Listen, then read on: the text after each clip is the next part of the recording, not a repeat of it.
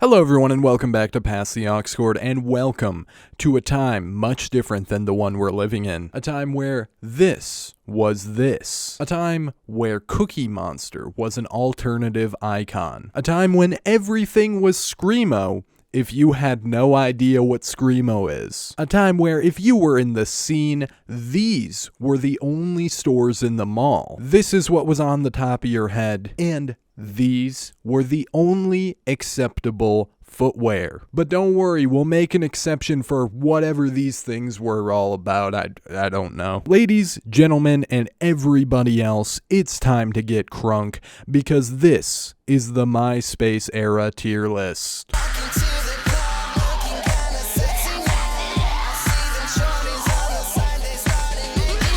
However, much like my previous video covering the rather similar phenomena of recession pop, this is really a YouTube-ified vehicle to do somewhat of a pseudo-genre era retrospective. My definition of what actually is Myspace era specific music is quite broad, but I feel like most of us can agree it's something where you know it when you see it. I didn't entirely lean into the scene culture, which is essentially the alt of the time, in other words. And there's some poppier stuff in here for sure, but on the flip side of that same coin, I didn't include anything that felt either too niche and artsy or too full send mainstream. While I'm Gen Z, and this is a pretty exclusively millennial thing, I did look exactly like this because that is a photo of me in high school. So this whole era quite clearly holds a special place in my heart. But my main limitation that really exists is, of course, the time frame. MySpace, the actual platform, seems to have the most popular years of 2005 to 2008,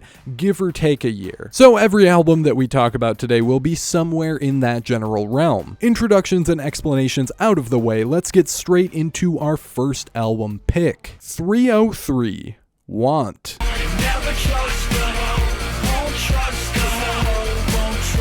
I already said this was going to be a thing where you kind of know it when you see it, and one of the biggest examples of knowing it when you see it just so happens to be 303. Oddly enough, they're a bit of a chameleon in this time frame's music, because I also included their album after this one, Streets of Gold, in my recession pop video that I mentioned before, so this feels like a great transition point between this video and the last. I included that album even though this one is easily their most popular, and that's mostly due to the fact that this one matches the MySpace era aesthetic we'll be focusing on today. That can immediately be seen in this band's biggest hit, Don't Trust Me, even just as it builds up with some bubbly, building synths and sort of an emo, edgy, breathy vocal inflection with lyrics to match. Dress with the tights underneath, I got the breath of a last cigarette on my teeth. Of course, from there you'll also have your super tacky but ultimately pretty fun, explosive chorus, and unfortunately, the whole Helen Keller bit that kind of ruins the whole song, if we're being honest. Shush, girl.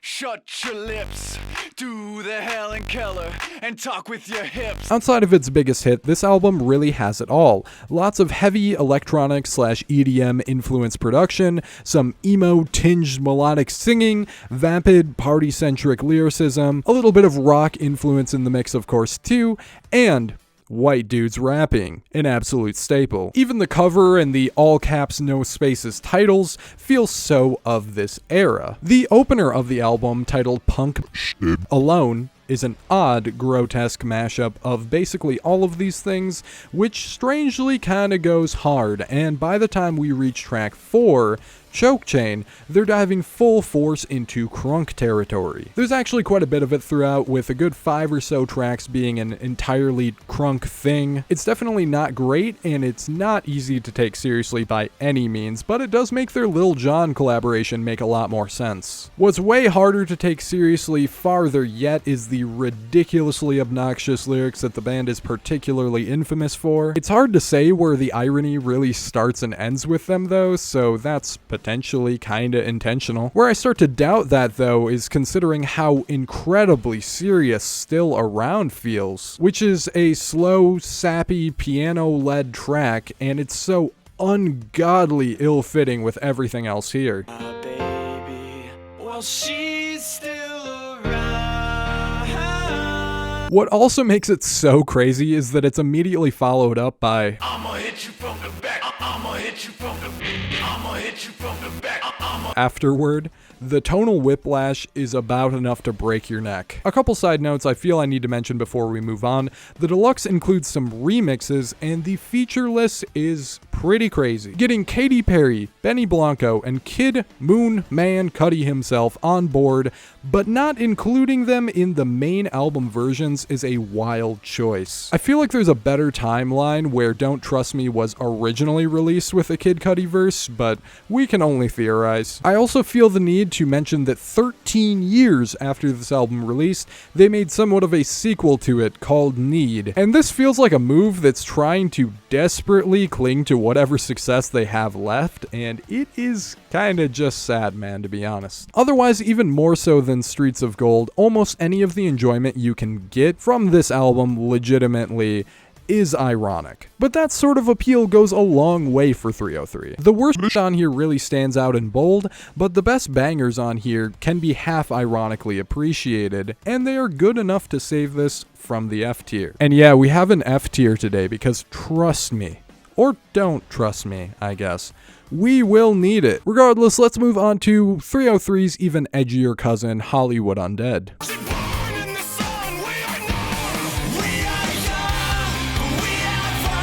Hollywood Undead. Where do I even begin? Much like Tayo Cruz in my Recession Pop video, I technically owe quite a bit to this band. Most people group them in more with bands like BrokeNCYDE, considering the rock and metal emphasis in some of their music, but they're just as much, if not more, a rap group. The way it plays out sonically is truly something you could only have in this era. As corny as it may paint me, in a way, they were part of why I ever got into hip-hop at all, right alongside Eminem and Linkin Park's own Mike Shinoda.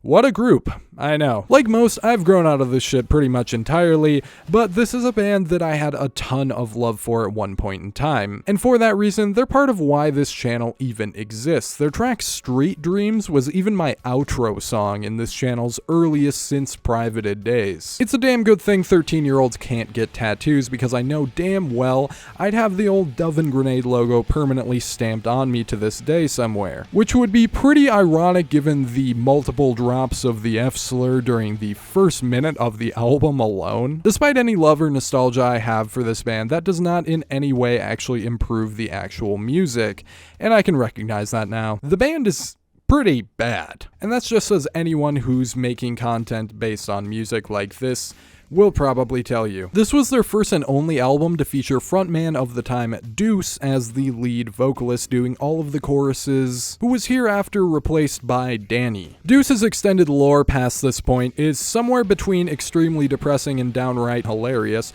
but there's a story there for another day entirely. With Danny being my favorite member of the group for most of the time I was a fan, this always really rang as their worst album to me, and right down to the lyrics, it probably is, and I'd stand by that. Deuce does know his way around something that's decently catchy, as you can see on some of the biggest songs from the band, such as Undead and California, but his nasally, sort of whiny tone really isn't doing him any favors. Hollywood Undead's whole gimmick is that each other member does rap verses, each having their own distinct mask, and in a way their own distinct style of rapping. Sonically, Swan Song shows all of the rapping about as competently as they would ever pull off, but lyrically, saying this album leaves a bit to be desired is the understatement of the year. It's much of the same that I described with 303. The focus is partying, sex, drugs, drinking, and occasionally a real sad boy, depressed type of angle.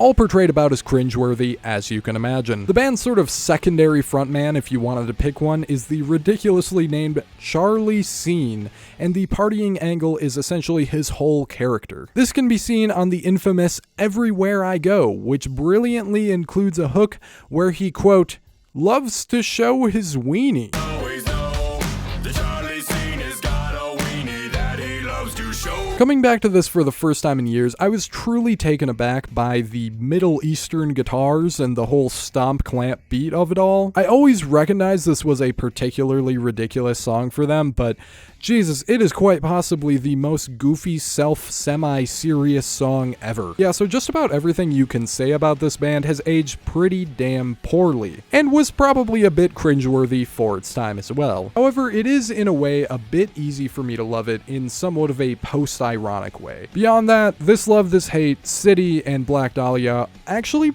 aged pretty alright, at least to some degree, and more than the other tracks. I go back and forth between a C and a D on this one, and considering some of what will be below it, I think I'll give it a low C. In doing that, I feel the obligation, however, to address the blatant homophobia, decent dose of misogyny, and whatever we want to call this line,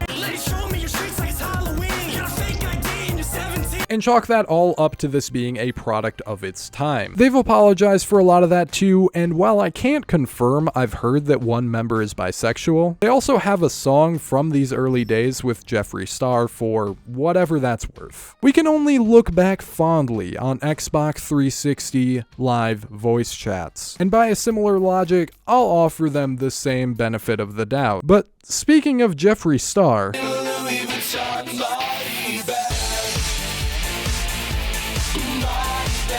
between all of the makeup stuff, general internet drama, Shane Dawson collabs, so on and so forth, it feels like Jeffree Star has totally eclipsed this era of his career. But do not forget that the scene is absolutely what gained him traction in the first place. If you need proof of that, literally just look at this album cover. The sharpness, the blood, the everything. It's so fitting of the aesthetic and is also comparable to the music in a totally different way to anything we've explored up to this point. I considered this album for the Recession Pop video because listening to this, it absolutely does have the partying vibe, synth pop influence production, and explosive choruses. Don't really take that as a compliment though, because for the most part, it's the poorly aged elements of Recession Pop on display. But at least it's pretty damn clean production-wise, regardless of how the sound itself has aged. For that reason, tracks like the opener are kinda bangers unironically to this day, and something along the lines of Louis Vuitton Body Bag still slaps if you don't think about it too hard. The occasional scream vocal and harsher textures are another reason this ended up on this list instead,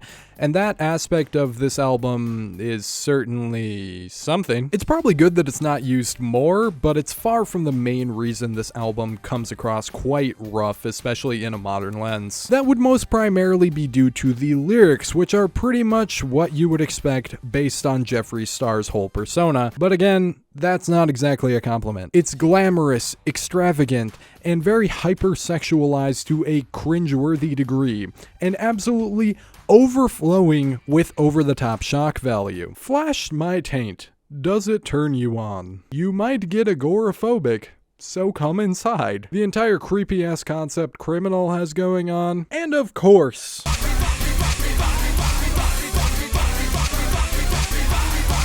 are among some of the highlights, but also really just the tip of the phallic iceberg. Sexual lyrics aren't necessarily outright a bad thing, it's more just the execution here. If you want an example of someone who does it much better than Jeffree Star, that's Nicki Minaj, who shockingly has a guest feature on this album. Yes, folks, you heard it here. There is 1 degree of separation between the modern queen of rap and Charles P. Scene of Hollywood Undead. It's all connected, I swear. There's gotta be some kind of conspiracy here. All things considered with this Jeffree Star album, I expected worse. On a lyrical end, this is exactly what I expected, and exactly as horrible as I expected, but the production and performances kinda hit sometimes. It's a bit of a guilty pleasure, if it's a pleasure at all, but that's kinda nice for whatever it's worth. For those saving graces, we're going to leave it out of the F tier again. That's cleanly untouched for the time being, and we're gonna slide this into D, fitting very well right next to 303. While we're in the realm of pop,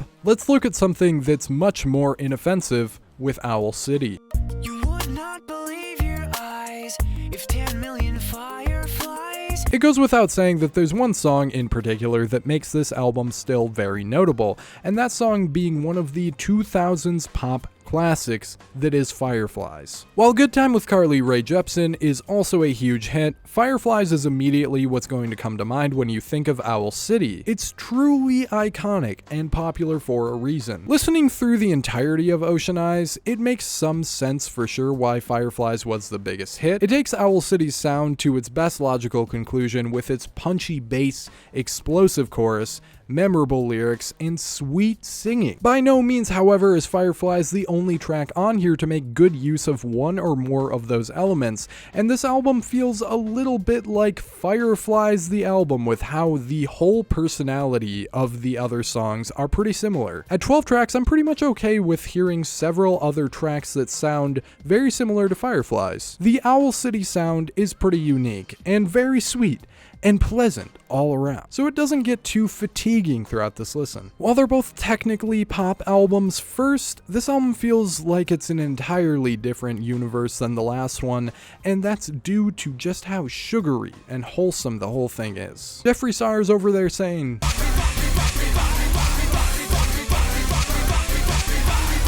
about 20 times in a row for one song. Meanwhile, the most raunchy this album gets is hugs, snuggles, and maybe even a little smooch. This is the indie electronic equivalent of a Disney soundtrack, and while that sounds like a roast in a way, Disney music certainly has its fan, and it has its place. I love that it matches that description, in essence, with its pure magical whimsy as well. Hello Seattle, I am a cold seahorse must have been a brand new sentence when this album dropped. I have no idea what that means, but there's the beauty of it that just needs to be respected. What I really didn't expect until taking a close look at this album was the exceptions to everything I've set up so far. The most notable strange thing that happens across this album is actually also in the lyrics, which on a few tracks are remarkably sad. The opening lines to this album are,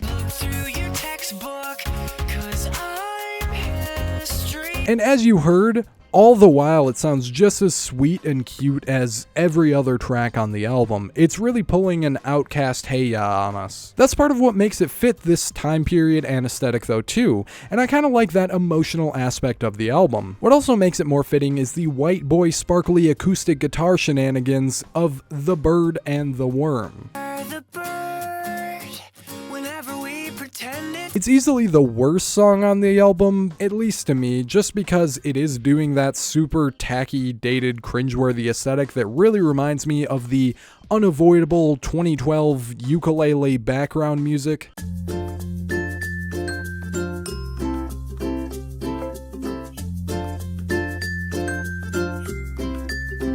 But on the other hand, you gotta respect that this is many years before 21 Pilots would release the House of Gold curse upon the general public. This had been done before with certain hits to some extent, but it's still somewhat ahead of its time. I think the general sound might be a bit ahead of its time too, because the electronic bits of the production and the way the vocals are treated reminds me a little bit of today's hyperpop. That all said, this album is cheesy, it's dated, but it's also sweet, sugary fun. If you like Fireflies, then that's easily enough reason to go check out the whole album, so I'll go ahead and slide it into a generous B tier. And just like that, it's time to sonically juxtapose this album in a way about as much as you possibly could. Bring me the horizon, count your blessings.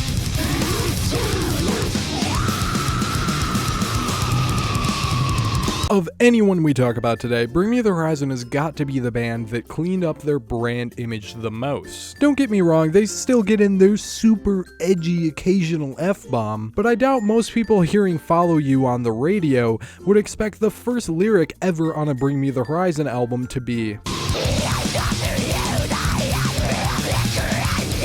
well, that's not entirely true. The real first lyric is,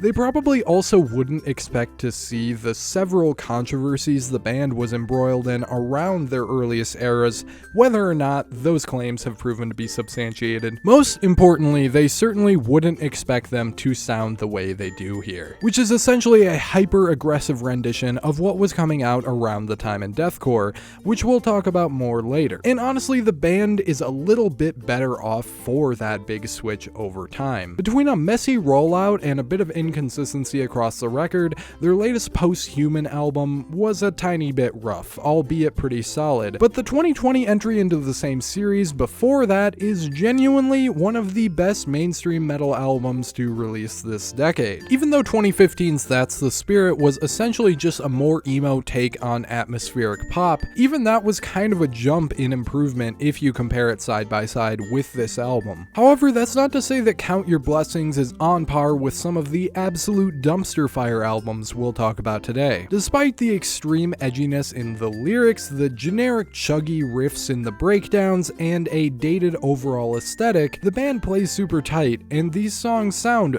mostly pretty solid to this day. When the playing doesn't dive into simple tropes, there's some traditional thrash and death metal style complexity in the guitar work, and it sounds super cool on the album's best tracks. Frontman Ollie Sykes is also an absolute animal on the vocals here, so much so that eventually going more into pop was partially due to him shredding his vocal cords with this style of vocals. My only real glaring issue with the album is the mixing and production, which emphasizes the vocals and guitar so much that this might as well be a two-man band sometimes. This is an issue far from specific to this band though, and really has been an ongoing issue in metal since around when this album came out. It's gotten better in the last couple years with bands like Knocked Loose, but it was on par for the course around this time and for quite a while after, unfortunately. I've been a fan of this band for a decade plus by now, so call me biased if you will, but I really can't find too much hate in my heart for it. However, admittedly, it's got its flaws,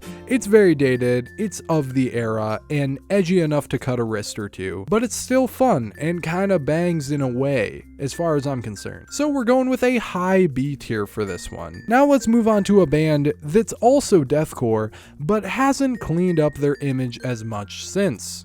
Job for a Cowboy.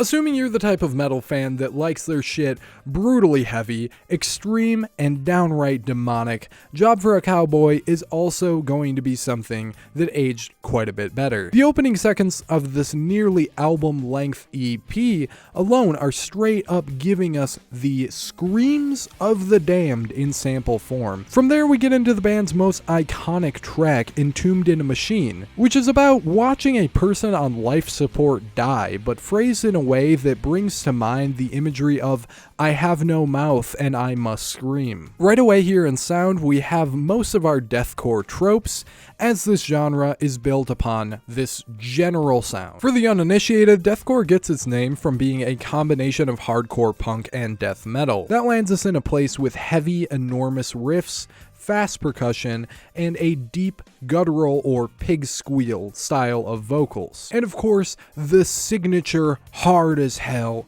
breakdowns.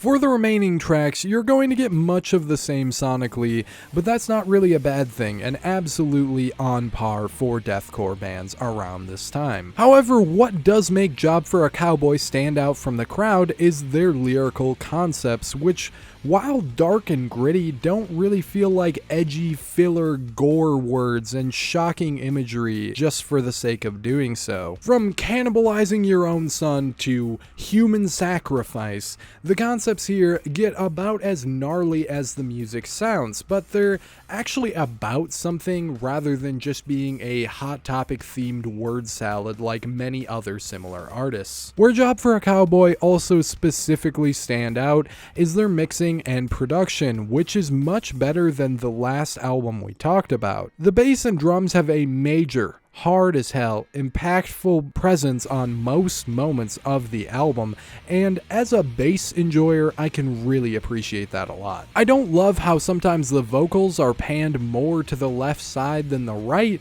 but that's clearly an aesthetic choice, and I can't really fault it for that. More, it's just a matter of preference. It's not too noticeable when playing on speakers either. Deathcore is a subgenre that's essentially the metal equivalent to dubstep in how it's aged, with a certain genuinely nasty aftertaste. It's evocative of zip-up hoodies, OG Monster Energy, and tap-out tank tops, but people at the time liked it for a reason. If you want a pretty clear reason as to why, go ahead and give this one a shot. I can't really justify an S tier just because it does sound so samey and one note throughout, but especially when considering it's only 27 minutes, I can give that a pass and put it at A tier. I feel like I should also mention that that's not all to say that deathcore is entirely dead or exclusively poorly aged, because the most recent album from Whitechapel, another very similar band that started around this time, just made what I would call their best album a couple of months ago. If you like this one, you'll love that. Job for a Cowboy also themselves just dropped their first album in a decade last year. We reviewed it on the podcast that I was running at the time,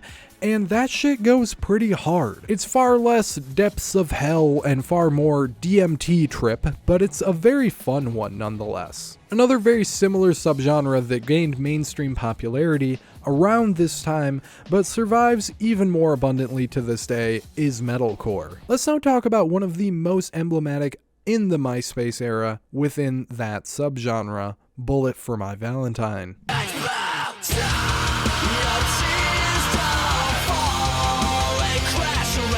More or less in execution, metalcore is deathcore if you make it less heavy. It's not really that simple though, because there's also so much that fits under this umbrella. Converge's legendary album Jane Doe is considered a founder for the subgenre, and it sounds like this.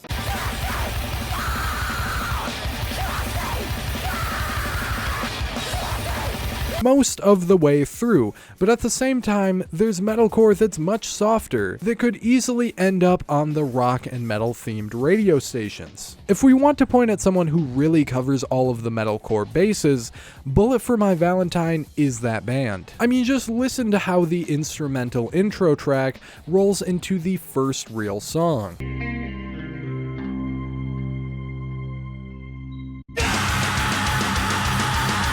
They really cover all of the aspects of the metalcore sound, and that can be seen throughout this album, but especially on their biggest song, Tears Don't Fall. It's got an anthemic, clean, melodic chorus, some much harsher verses, and even a breakdown / instrumental break section that sounds like a wild amalgamation of hardcore and speed metal. And I tell you what, it's an absolute banger. If you grew up with taste anything like mine, I know the opening little riff alone is about enough to bring either sweet nostalgia or PTSD depending on your mental state about 10 years back.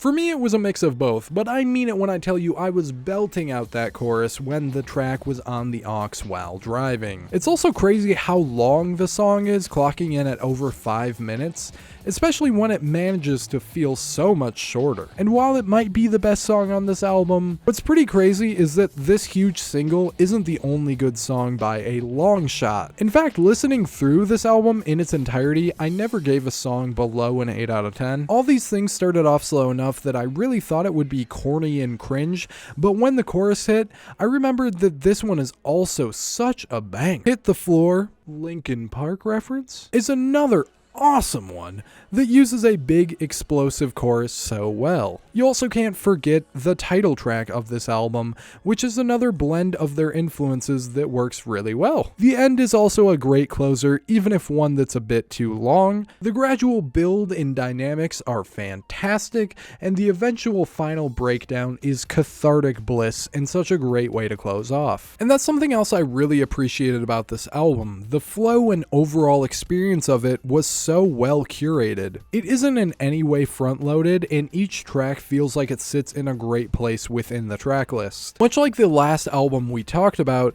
this is also produced a bit nicer than average. I would have appreciated a little less polish and a little more bass emphasis, but it doesn't really sound compressed. Glaze aside, the very angsty lyrics are probably this album's biggest flaw, and I'd forgive someone for saying the album is a bit cringe. It doesn't bother me much at all though, and it's more just nostalgic at this point than anything else for me. For that reason, it's going straight into the S tier. In a list of music in general, it wouldn't be there, and it wouldn't even be there in a metal specific list, but for what we're working with today, this is exceptionally fantastic. We've covered the metal music of the time that's good, alright, and downright fantastic.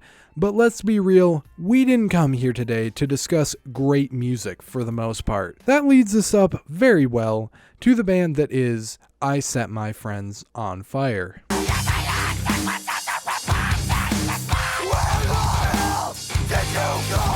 Remember me saying that Myspace music was a very specifically millennial phenomena? Tell me, Redditor, does the narwhal bacon at midnight? This abomination literally starts with a skit that uses the, it's right behind you thing. Hey Matt, I think someone's behind you. Someone behind me? Yeah, right behind you, dude. If you couldn't already tell, this band is somewhat of a satirical take on the blank core genres, but it sure is a rough, unfunny one that hasn't aged well. How it plays out much of the time is that it'll be fairly generic, regular sounding metalcore and deathcore, and then bring in shitty sections of electronics, auto-tune vocals, and really anything else you could imagine that's a bit more poppy. The lyrics are also typically a mashup of ridiculous, over-the-top tropes or cringe joke attempts, and it just really plays off quite unlikable. Like, sure, I can totally get the humor they were going for when making a song called Hardcore Two-Step, but it reads as unlistenable, just for the sake of it. What's worse is that, as musicians, they clearly have the talent and ability to make pretty standard, decent-sounding metalcore. The most regular-sounding sections of this album are generic for sure, but half-decent nonetheless. If they weren't so irony-coded and making the musical equivalent to a millennial cringe compilation, this would just be another decent entry into the era and not much else. Instead, however, it's known as a modern internet shitcore classic. And in a way, I can respect the album's legacy for that. It's a less boring fate than this album could have met. That all being said, if you really need one more thing to solidify this album's legendary dogshittery, look no farther than track 9. Crank That. Yes, that Crank That.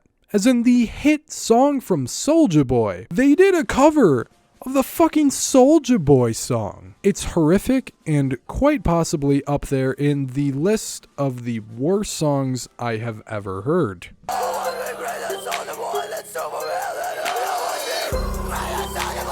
Why did he hard R Soulja Boy? It sounds like he says the words Soldier Boy, like the full word soldier. Can you even say that, man? It feels wrong. Like, shit, can I even say that? It's also one of the earliest examples I can think of with the absolute curse that is metalcore covers of pop and rap songs. These days, you can look up any metal cover of insert any popular song ever, and there's like 5 shitty generic wash metalcore bands butchering it. God, what have you done? You're a big body girl. Letting yourself a glow. But that wasn't always the case. This was established mostly by the Pop Goes Punk series of compilations where every song followed this formula, but this band is still partially responsible for that. And I think I hate them for that. That aside, this song's very existence is just so wild to gawk at that even though it's absolutely a 0 out of 10, it's also a 10 out of 10, just for sheer irony and so bad it's good appeal. The album entirely, I can't offer the same grace to, however. This is our first F tier, and genuinely well on the worst end of albums I've ever listened to. With that out of the way, let's talk about the original version of that Soulja Boy song. In fact, let's talk about the whole damn album it's part of. Why me crack it, why me roll? Why me crack that Soulja Boy, that Superman, that now why me crack that Soulja? Now why? Putting a .com at the end of your album name was something that I'm sure came across as super cool back in the day, but wow, it sure was something you would only have done during this era. It also reminded me of Basil Marceau, so thank you for that, Soulja Boy. I'm BasilMarceau.com, the Republican candidate for governor. If you kill someone, no, you get murdered. Ah, you gotta love that guy. Sure wish I could say the same about this album. I will say I can ironically love it to some degree though, and that starts right from the opening seconds. The intro to this album is a direct prelude to the biggest song he ever made, as we've discussed, Crank That. This intro is genuinely so nauseating, and it's such a stark, baffling moment right as you turn the thing on. And for supporting your boy, helping me get the deal. Now we finna take over the world, ain't no game, I'm telling you what it is. There is exactly one good song on SouljaBoyTellHim.com, and that is what logically follows. Also the first real song on the track list, the viral hit that is Crank That. You already know and love this song, I don't have to explain why. Yes, a lot of the love that myself and others have for this one is baked in irony, but it's kind of an undeniable banger at the same time. Especially considering that the song has a dance directly tied to it, something Drake tried to pull as recently as 2020. Go right foot up, left foot slide, left foot up, right foot. This is essentially 2007's equivalent to a TikTok song. That may sound like an insult, but let's be real. In 20 years, we're going to be looking back fondly on a lot of the TikTok songs. Similarly, we can look back fondly on Crank That. Following Crank That, however, we immediately dive into some of the most ridiculously aged music ever, starting with Sidekick. You may hear that title and think, oh, it's probably about a close friend or maybe a gun. But no. This song is about a fucking flip phone, I shit you not. Can't believe that I'm rapping about a phone, but what you won't believe is I wrote this song on my sidekick. Yeah man, I can't believe you are either. Like damn bitch, I got an Xbox 360, you can't fuck. Sonically, the chorus is absolutely mind-numbing, and it's bling-type rap at its absolute worst. Which can also be said for the following track, where he's desperately, blatantly trying to cling onto the success and recreate the success of Crank That only 3 songs in. And if we want to talk about mind-numbing repetition in a chorus, we can then look at track 5, which is entirely and very annoyingly themed around the bathing ape brand. Dudes were really walking around looking like Four Loko cans right around the time that Four Lokos were most popular, and that's a phenomenon that needs to be studied. This is first of several songs to feature a rapper with this name? I'm not even sure I can say Soulja Boy with a hard R, let alone say. He sounds pretty much identical to Soulja Boy though, so if you don't look, you really won't even notice he's there. The next track is yet another attempt to do a viral dance-themed hit, and it strangely sounds like what had happened if Crank That was made by Waka Flocka instead. It's called Let Me At 'Em. And it really feels like he's talking about shooting people. Don't worry though, there's a whole ass disclaimer in the beginning of the song telling you that that is not the case. This is a public service announcement. Shootout is a dance and is not intended to incite any violent behavior. Next up is Donk, which if you aren't up on 2000 slang is basically just some nice ass. The song is also ass though. In fact, it's one of 2 songs that are about ass that are complete ass. The latter of the 2 being Booty Meat. Yeah, Booty Meat, being much worse, and downright one of the worst songs I have ever heard. I don't know what they were thinking with this crusty crab ass beat, which is almost certainly the worst instrumental on the album, but as if it didn't go without saying, the entire lyrical basis here is the real issue. Booty Meat is probably the most unsexy, unflattering way anyone has ever phrased it. If that wasn't enough, the painfully annoying way the chorus actually sounds is equally ridiculous. Between the 2 ass songs, we have 3 tracks, the first being which in a 75 or so % ironic way is the only track here that's legitimately fun to listen to. The chorus here is excessively loud and it almost goes hard. Soulja Boy, can I yo, A-Rap, I really He also calls someone a doo-doo head dummy in the verse, and that's possibly my favorite lyric on the whole record. Chad, I'm trying to get this money, so get up out my face, you doo-doo head dummy. I'm not like these other rappers. I'm not just some poopy caca doo-doo poopy pee-pee doo-doo poop. Next is Pass It To... Again, that one right there, which is an experiment on how repetitive and grating you can be. I'ma pass to A-Rap, pass to A-Rap, I'ma pass to A-Rap, pass to A-Rap. And the following song, which takes us up to Booty Meat, is Soulja Girl. It features the only other guest feature, which is I-15, on a smooth melodic chorus. A smooth melodic chorus that Soulja Boy's signature ad-lib completely butchers in a crazy turn of events.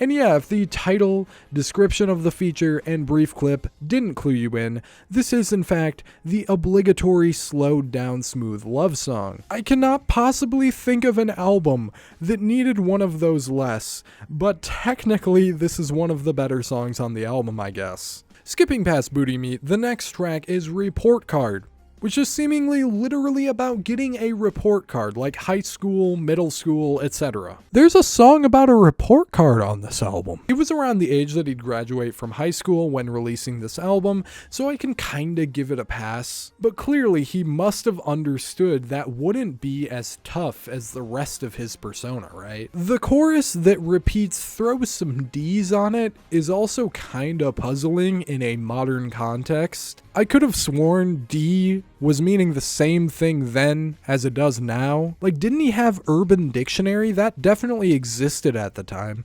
Regardless, this is funny, but it's definitely not great. The last two tracks aren't great either, but they're probably the least exciting and eventful. She Thirsty is self-explanatory, and Don't Get Mad is about kids liking his music, complete with children being sampled at the end of the song. It seems like that very angle is probably why things like the disclaimer on Let Me At 'Em and the censoring of cocking on them exists. They want to keep it clean for the 5th graders yelling "you" on the playground. Then again, that makes tracks like Booty Meat look all the more ill-fitting on the album. I don't know, man. Something tells me the Kids Bop soccer moms aren't really gonna be down with that. I realize I've given this album way more time than almost any other in this video, and I apologize for the long-windedness, but there was just at least one thing to say and start yapping about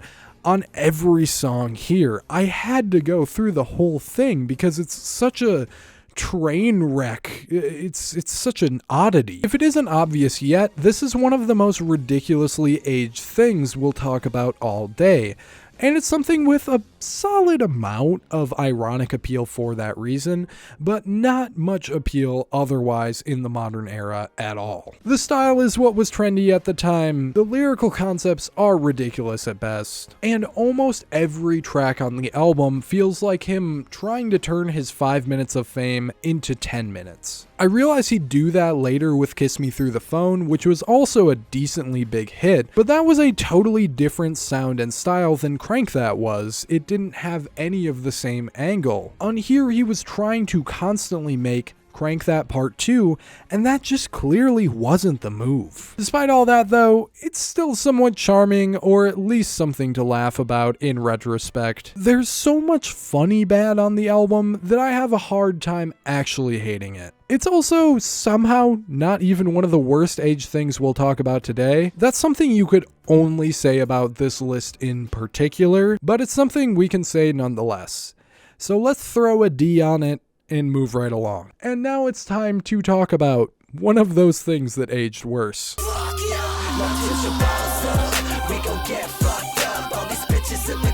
I wanted to start off by saying that BrokeNCYDE is the final boss of Myspace, reminiscent of the SoundCloud final boss meme that people did with 6ix9ine, but there's actually a band we'll get around to at the end of this video that's more fitting of that title. So no, BrokeNCYDE in this metaphor is instead more like the boss that comes about 3/4 of the way through the game, but is somehow almost harder to beat than the final boss, and is annoying enough to make you question actually going back and replaying the game in its entirety in general. You're here, so you're probably terminally online enough to know the whole gimmick with BrokeNCYDE, but just in case you don't know, here's the breakdown, I guess. BrokeNCYDE is what would happen if you take 303 and make them worse to an ungodly, unbearable degree, because the bass sound and lyrics that they're working with is very similar in essence to the recession pop, and especially the crunk sound of the time. Then you add in elements that make them easily one of the most emblematic bands of the whole scene culture in the Myspace era. That being scream vocals, because of course it would be scream vocals.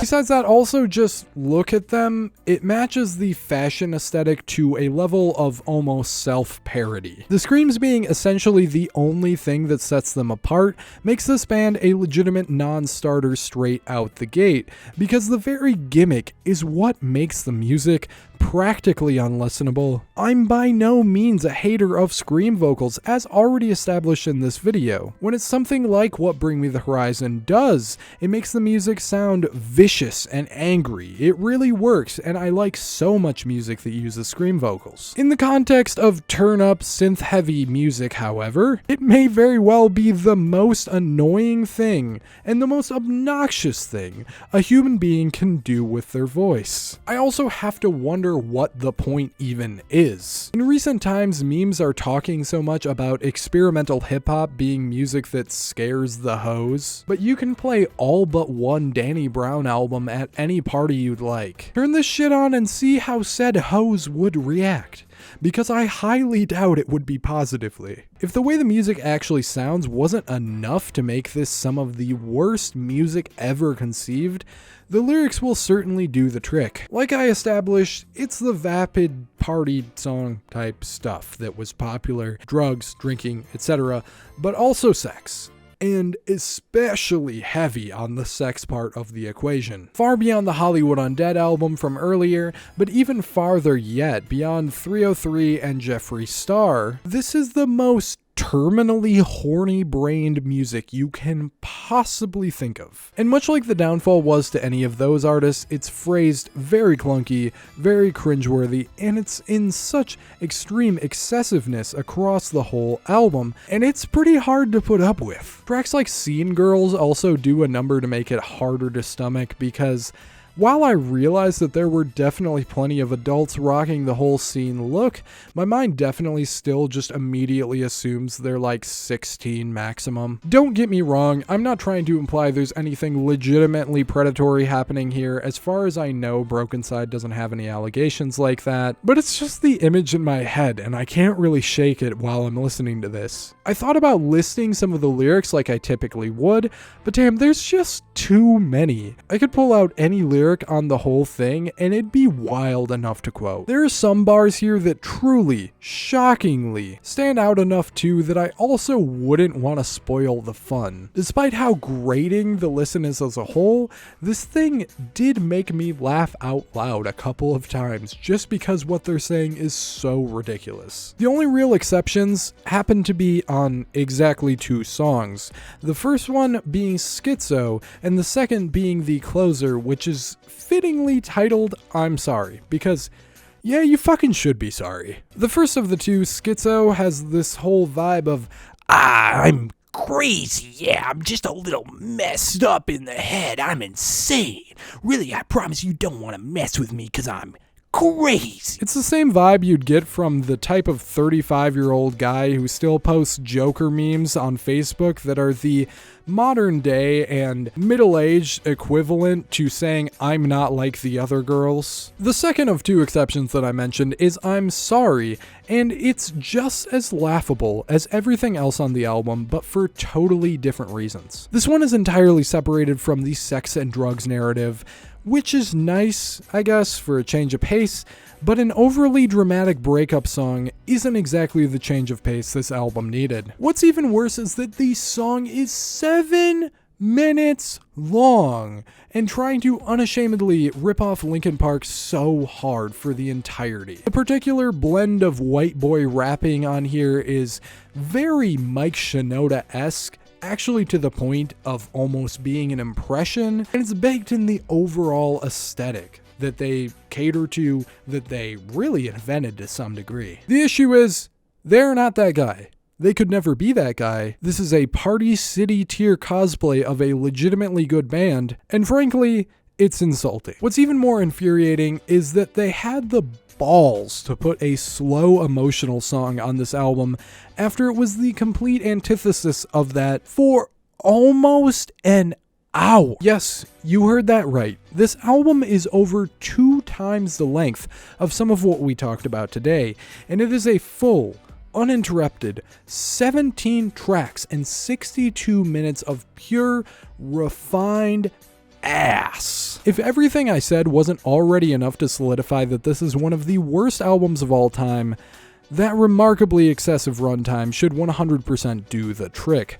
This thing is an endurance test to say the absolute best. It is one to unseen degrees within the music world. If I am being excessively generous, I can give it to BrokeNCYDE that they're funny bad in small doses.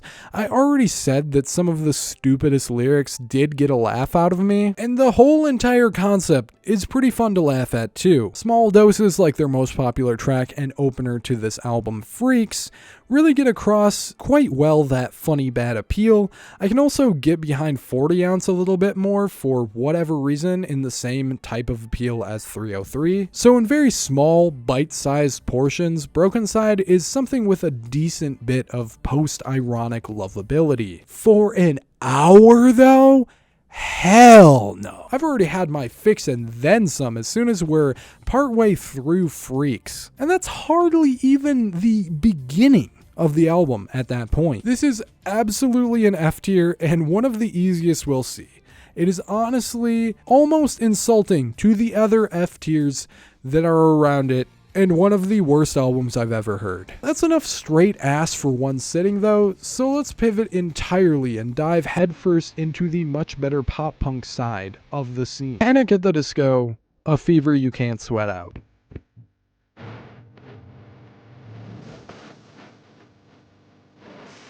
Pop punk as a whole started much earlier than the mid-2000s era we're talking about here. And for the more original wave, you'd probably have a big four that looks something like Green Day, Sum 41, Yellowcard, and Blink-182. But for this much more mall goth themed emo and scene wave of pop punk, you got a big four that looks something more like Fall Out Boy, Paramore, My Chemical Romance, and as we see here, Panic at the Disco. They're the first of two we'll cover of the four. They stand out by being fast, bright, exceptionally verbose, and having sort of a Baroque classical presence. If you're cynical towards the band, it's what makes them annoying. If you're a fan, though, it's the reason you're a fan. The debut album is probably the point in which it's the most unapologetic and prominent with all of that. The album has more than one recognizable hit, but it only feels right to talk about what might be the biggest one and the biggest emo night staple of all time,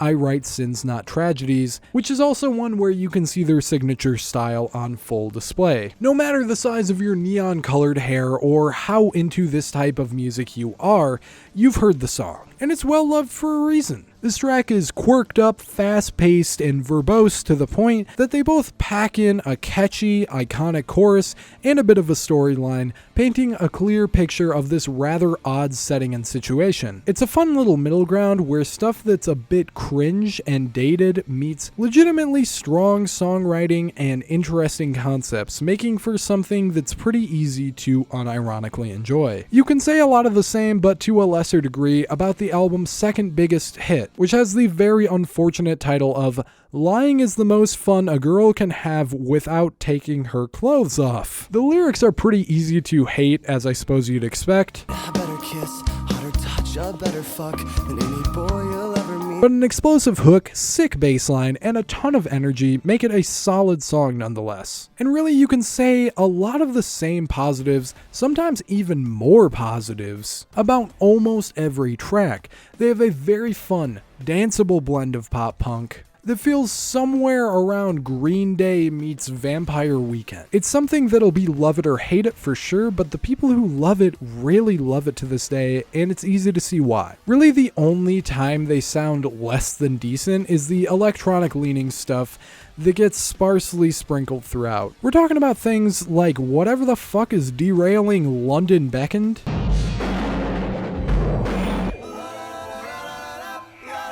The wacky synths on Time to Dance, or especially the auto-tune on Nails for Breakfast, Tax for Snacks, which makes for something borderline unlistenable.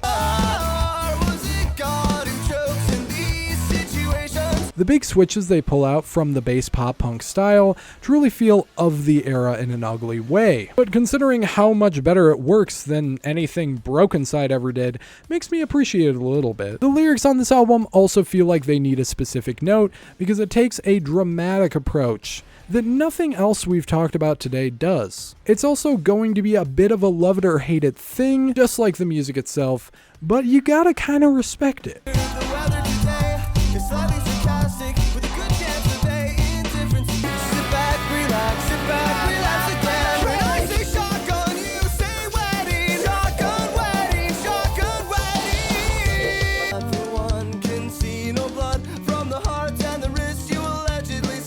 As absolutely dripping with that Hot Topic plus Tumblr furry fanfic plus Hulock, I guess, aesthetic as it is, it's still aged in a somewhat fun way. From what I'm able to tell, there's a bit of a concept to this album too, whether or not it may be a consistent story with characters. I've always looked at it more as just a series of vignettes from different narrators, but that's just me, and there might be a bit more to it. For the sake of brevity, and also for the sake that I just don't care, I won't dive into it here much, but I've never really been the lore guy anyways. Despite being a big 21 Pilots fan back in the day, I never even got into the lore and paid much attention to it there, where it's much more heavy-handed. It's kind of just nice that it's there if you're into that, or if you really want to hyperfixate on this album for one reason or another. It's not done as well as something like The Black Parade, of course, but it's there if you like it. What's also great about this album is how well songs blend into each other and how consistent it feels. The transition between Better If You Do and I Write Sins is mwah.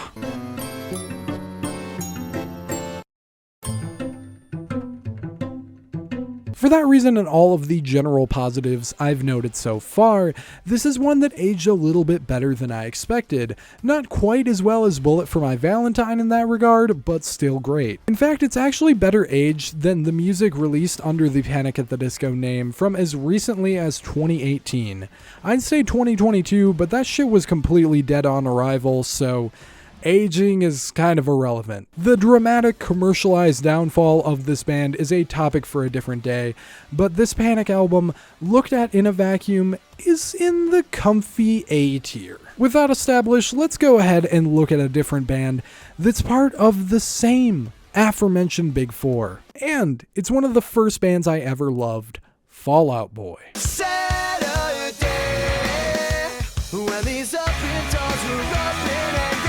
Elephant in the room, I said we were exclusively talking about 2005 through 2008 albums today, and you may notice that this predates that whole era by about 2 years. I can explain. For the most part, I just wanted to compare debut versus debut with Panic, but also this just feels like the most Myspace era aesthetic Fall Out Boy album. It reads as more MCR than Green Day, and it just has that certain edge about it. For starters, the cover looks like this, and they look the way that they do on the cover, but also this album opens on a dial tone followed by a line both about smoking cigarettes and breaking up with your girlfriend. If that's not enough, the same song contains the brilliantly depressing line.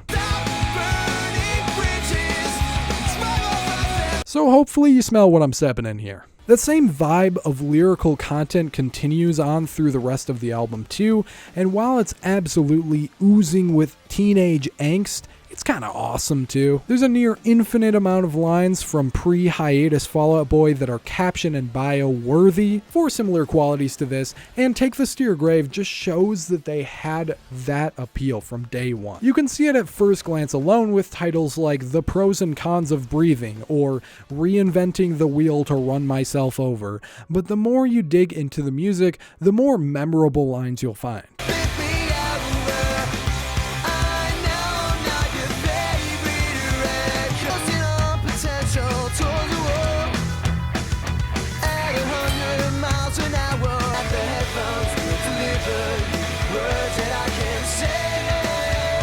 Interestingly, Pete Wentz, the band's bassist and backing vocalist, is actually the member that we can thank for those iconic lyrics, but you'd never really know considering Patrick Stump's vocals portray those lyrics so well. His emotive, unique sounding, and infamously somewhat unintelligible at time vocals are a big part of what Fall Out Boy stand out for and what made them such an influential artist for this time period's music. If you take this album and put it right up next to something like Dookie by Green Day, you can see that Fall Out Boy is certainly working with those aspects heavily that were pre-established in the formula of pop punk. But the gloomier but simultaneously more fast-paced approach, as well as lyrics and vocals that are very emo for lack of a better term, really make it clear that they set up much of what would come hereafter that we've already discussed in this video. The most popular song on this album by a decent stretch is Grand Theft Autumn,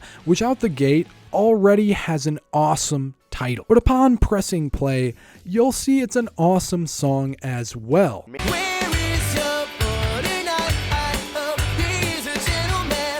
The super catchy chorus, somewhat relatable lyrics, and overall explosive mood and sound make it a proper anthem that holds up well to this day. If you ask me at this point, this is honestly a perfect song, and I don't think that's even all that hot of a take. What's a bit hotter of a take, but also surprised me so much, is that it's not even my favorite song on the album. Almost every track here has such a nostalgic blend of catharsis that I can't really get anywhere else. The whole album has the same appeal more or less to Grand Theft Autumn, but you can easily end up picking and choosing any of the 12 tracks here as the favorite that resonates with you the most. Unfortunately, the thing that holds it back from being a truly near perfect album is that I do think the second half is worse on average than the first. I could see this being a totally different take than someone else's, but tracks 9, 10, and 11 aren't really ones I'd specifically replay, even if they're solid enough. Even then though, this aspect seems pretty rectified by the closer being incredible and one of the best songs overall. Even though Fall Out Boy is a band that's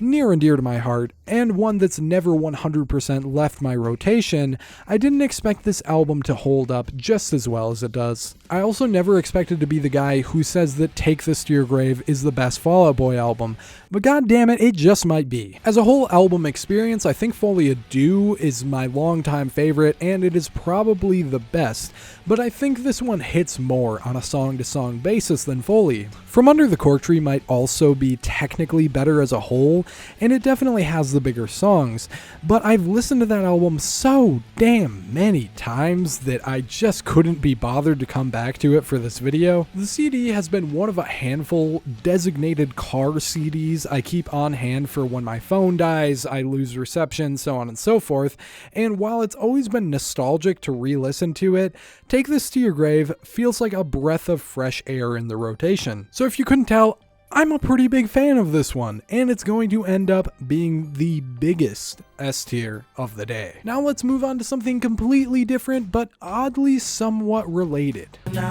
One nocturnal son of a gun. Take a look at my girlfriend.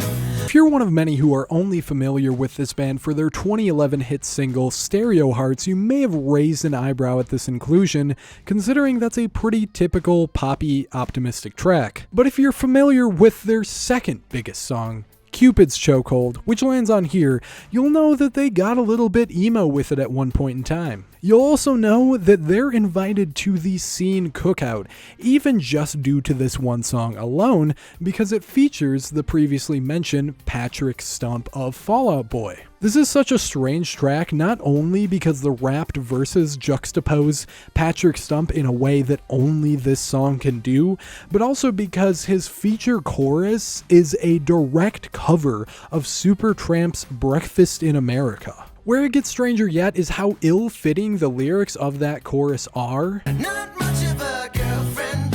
I never seem to get a lot. Considering every lyric of the verses seems to be written not just about actual love, but complete infatuation. Yep, it's a weird track, no doubt about it. However, it's still oddly a banger and a total classic of the era. That Supertramp chorus is catchy.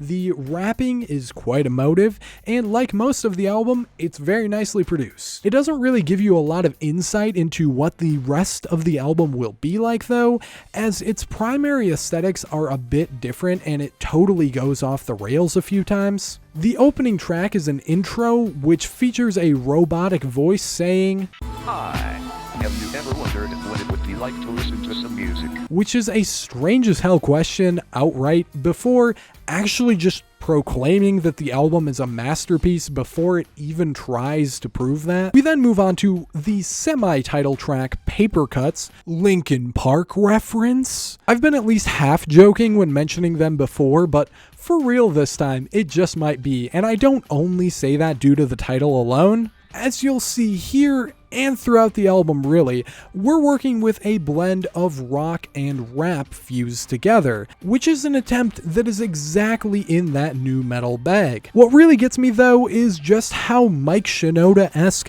our lead vocalist rapping really is. The difference mostly comes in when realizing that there's no Chester equivalent here and no real metal influence to speak of either, leaning much more on pop and hip hop. That is, unless we hop down much later in the album's track list to the remix of Papercuts, which is, I'll just let it speak for itself.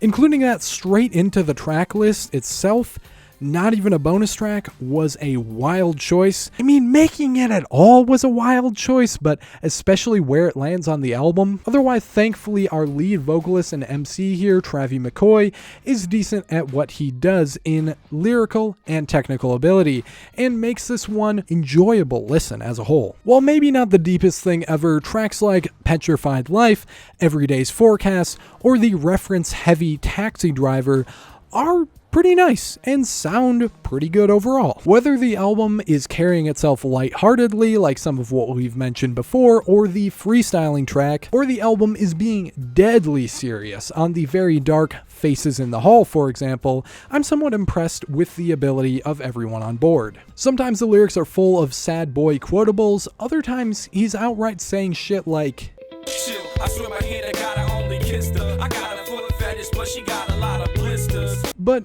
even then, that track actually also includes some pretty skilled storytelling, even if it doesn't actually paint our narrator in the best light otherwise. If you take this album for only its mainline songs, it's a simple one worth a light recommendation, but the deep cuts, interludes, and smaller tracks are where things are so unexpected and odd right away. The very somber and serious So Long Friend is a bit of an interlude more than a song, and it is absolutely one of the last things I expected to hear. I don't have time in this video to explain the weird little niche on Spotify 10 years ago that contained artists like Dandelion Hands, but if you're familiar with Dandelion Hands, think that, but it's 2005. They're not really gone. Time has proven that fooling yourself into believing the lie is the most effective way to deal with things you have no control over. Today I wasn't even gonna take a shower, and then I got a call saying that my cousin died in a fire.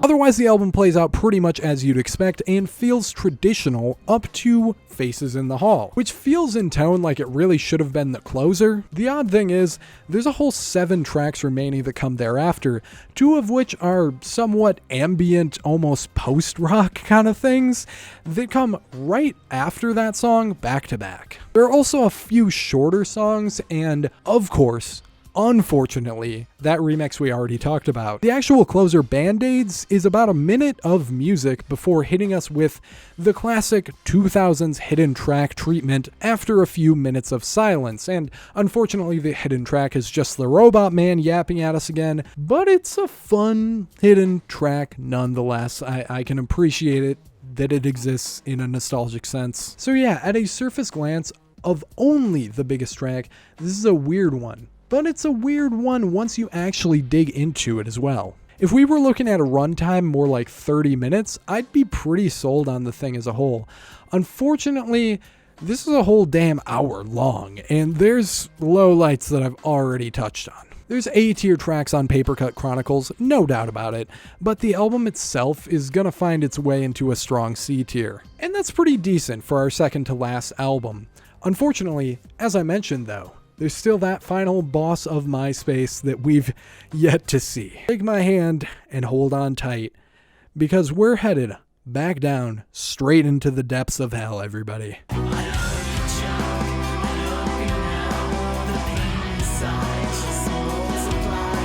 This band was unfortunately inevitable because when you think of scene culture as a whole, you either think of this band directly or you think of someone who has an identical fashion sense as them. It's without a doubt undeniable that this band was emblematic of an era and had their fans. But on the opposite side of that same thing, they might be part of the reason that this whole aesthetic died off because of how shit their music is. Take 303, but leave out any of the fun-loving, catchy, well-produced elements that they use so effectively. Take BrokeNCYDE, but get rid of the amusing obnoxiousness of it and the over-the-top antics that make it fun to at least laugh at. Hell, even take Jeffree Star, who happens to have a collab with this band, but only the stupid-ass horny lyrics and the general tacky aesthetics. Then add a vocalist that sounds like the love child of Ronnie Radke and Elmo, with lyrics so bottom of the barrel, they're below the damn barrel itself.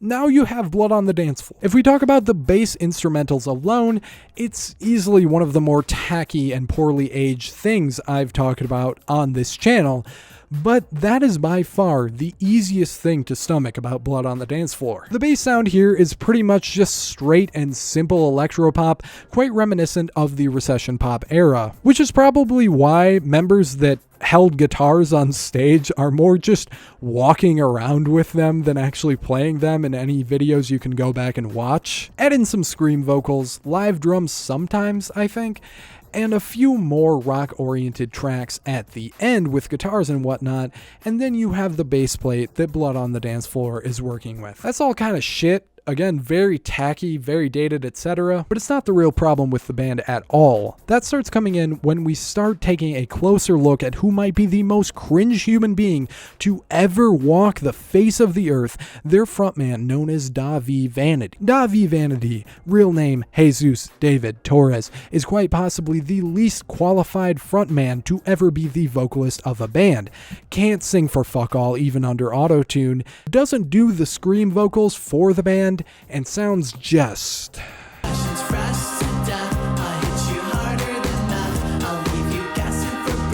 Yeah, that's the first chorus of the album. And it doesn't get better at any point. The delivery is always like that. I was trying to figure out what I could sample and give you some more examples, but I'm at the same dilemma as BrokeNCYDE, where any second of this man abusing a microphone is an example that I could use. A weird vocal inflection and delivery isn't always something that's to your detriment. I mean, hell, I'm a big fan of both Alan Vega, whose band shall not be named, and Blade. I say this to reinforce again, I'm not against that sort of thing, just like I'm not against synthetic poppy music as a whole. It's the execution here that's bafflingly bad. But maybe that could all be excused if it wasn't for the lyrics, because, dear God, you cannot make the shit up that they are saying on this album.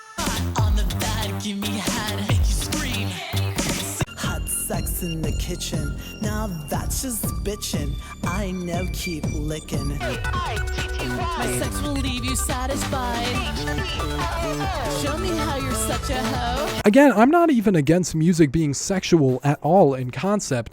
It's the execution here that I'm sure we can all agree is horrific. It's not just the hyper-sexualized shit at all though either. Everything inside and out about this album is cringe. That really shines through on moments that are somewhat akin to Hollywood Undead, but much worse, where this guy of all people is trying to act like he's some hard gangster. Get stitches, they end up in ditches, so get the riches. Bitches get stitches. If you somehow weren't convinced already that this is one of the worst albums ever conceived, let's go ahead and dig into the sick bastard that is Jesus Torres. And that'll really be the nail in the coffin for ruining this music. You see, this here man has allegations from over 20 women at pretty much any angle you can imagine. Bet it can't get worse from there, right? Nope, wrong. One of those, and one of the most substantiated claims, is from a 10-year-old. When doing videos like these, you know, it's really all here for entertainment. I'm not trying to call anyone out. I'm not trying to allege anything, but Jesus Christ, what? And this isn't even a tangent because it does relate to the music in that once you know this information, you'll never hear it the same way again. As far as this album goes, the track I Heart Hello Kitty is probably the hardest track to stomach, not because it's particularly sexual, but just because, I mean, look at the title, I guess. To have a hypersexualized song that heavily involves a character that, while has adult appeal, clearly has a primary demographic to children is already a pretty wild thing to do. To do that and then have a mountain of allegations like he does is another thing entirely. This man walks free to this day, which is a very unfortunate thing, especially considering I can't imagine he'd do too well in there, but on the bright side, he does appear to be in hiding to some extent. That's because this photo came out of him and, oh, fucking great, we're matching again. Shout out to ICP though for making this post regarding the photo. That's funny as hell. And I love that they brought this situation to attention once more and let people know what he's currently looking at. ICP is a wild case because they're constantly so based in ways that you just wouldn't expect. All things considered, I don't have a single nice thing to say about this album, ironically or otherwise. There's just truly no appeal to be given to it whatsoever, especially given the circumstances. I'd say that this is the biggest F tier of the day, but honestly, I'd feel bad for the other bands that are right next to it. The worst BrokeNCYDE seems to have ever done is knock some dude out, and when you look up I Set My Friends on Fire band allegations, the AI spits out one of the funnier sentences I've ever read. The band has been falsely accused of promoting meth in their music. They'd hurt a fly, but I'm gonna go out on a limb and say they wouldn't hurt a 10-year-old. Therefore, Blood on the Dance Floor gets a tier of their own. Congrats, you're the worst. Well, that's a pretty depressing end to this video, but I guess that's where it ends. We're just gonna wrap it up there. Like and subscribe and all that. Nah, you know, I'm just kidding. We couldn't get out of here without...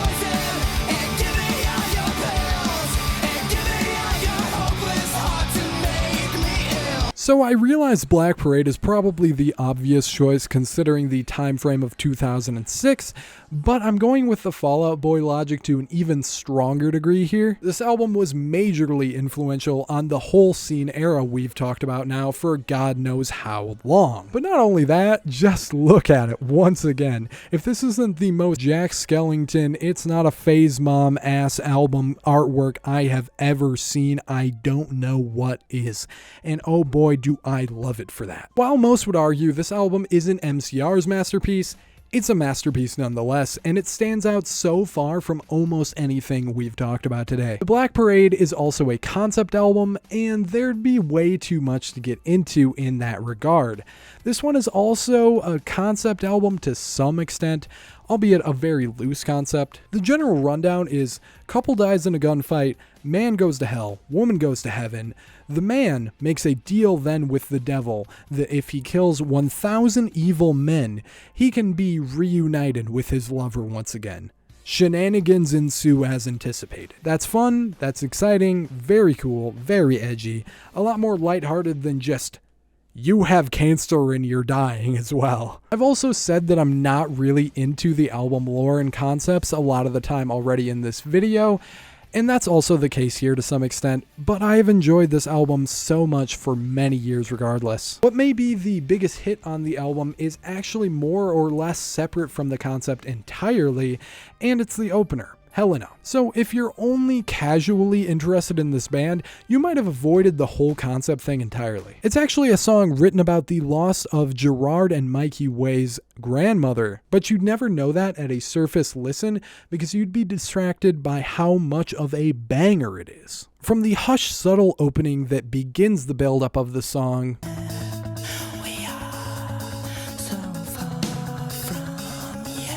to the anthemic, loud, incredible chorus,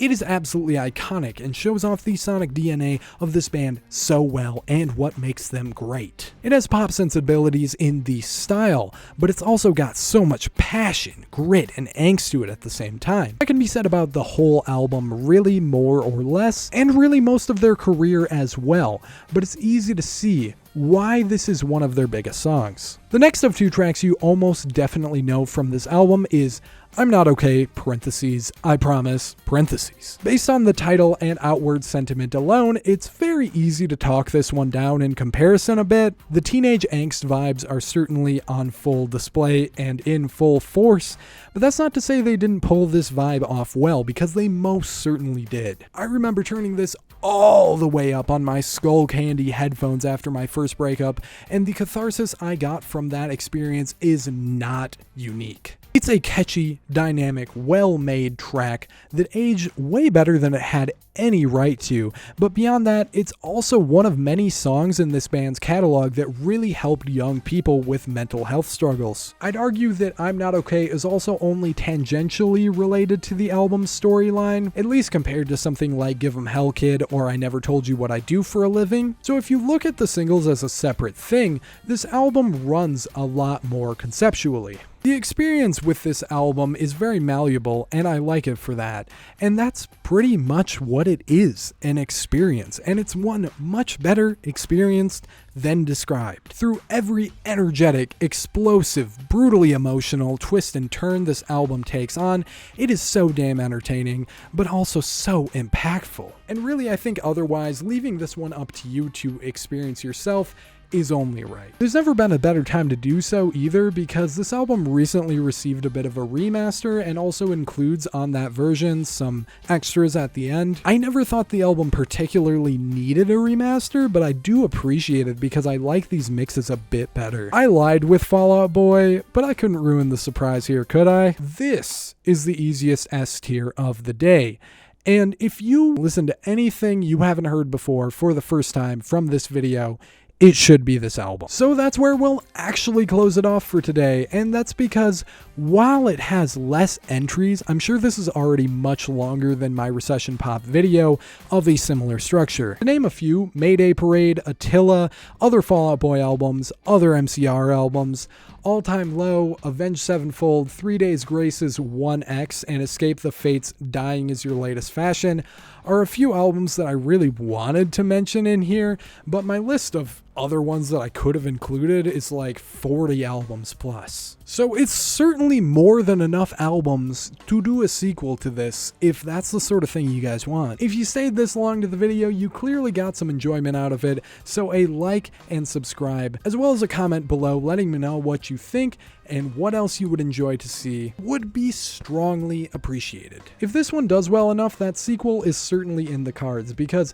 as mixed of results as the albums actually are in quality, I really just like exploring this era. So share it around if you'd like as well, but most of all, just thank you for watching this long and staying till the end. It is highly appreciated. With that all said, I will see you in the next video.